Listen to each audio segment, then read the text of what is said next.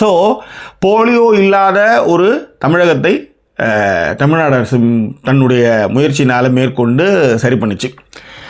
இப்போ இந்த மாதிரிலாம் வந்துட்டு இருக்கும்போது புற்றுநோய் அப்படின்னு ஒரு விஷயம் இதை நீங்கள் யோசித்து கூட பார்க்க முடியாத மாதிரியான ஒரு விளைவுகளை புற்றுநோய், அதாவது புற்றுநோய் வந்ததுன்னா ரேபிஸ் மாதிரி குணப்படுத்தவே முடியாது.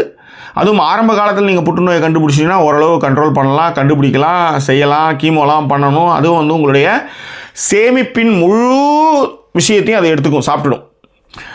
ஒரு கீமோவுக்கு 1.5 லட்சம் அந்த மாதிரிலாம் வேறு லெவல். அதெல்லாம் அந்த சிகிச்சை முறையும் சரி, அதனால் உடல் பாதிப்புகள், சொத்து, மன உளைச்சல், கண்ணெதிரே நாம் நேசித்தவர்களை இழக்கிறதுலாம் மிக பெரும் கொடுமை.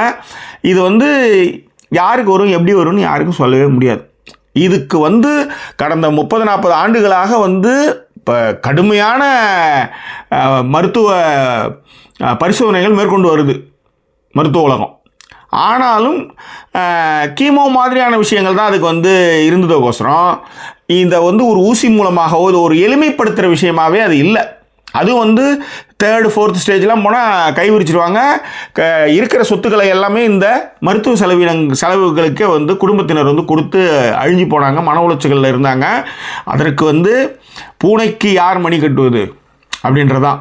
புற்றுநோய் அம்மனுக்கு யார் மணி கட்டியதுன்னா ரஷ்யா தான் கட்டியிருக்குது இப்போதைக்கு. இதுவும் ட்ரையல் பேசிஸில் இருந்தாலும் கூட ஊர் பக்கம் சொல்லுவாங்க, பட்னியாக கடந்த நாய்க்கு பாதி தோசை போதுன்ட்டு. அந்த மாதிரி எந்த பக்கமே போக முடியாத ஒரு சூழல்னு ஒன்று இருக்குல்ல, ஒரு கையேறு நிலைன்னு இருக்குல்ல, அந்த கையேறு நிலையில் கொஞ்சம் லைட்டாக விரலை கொடுத்துருக்குது ரஷ்யா.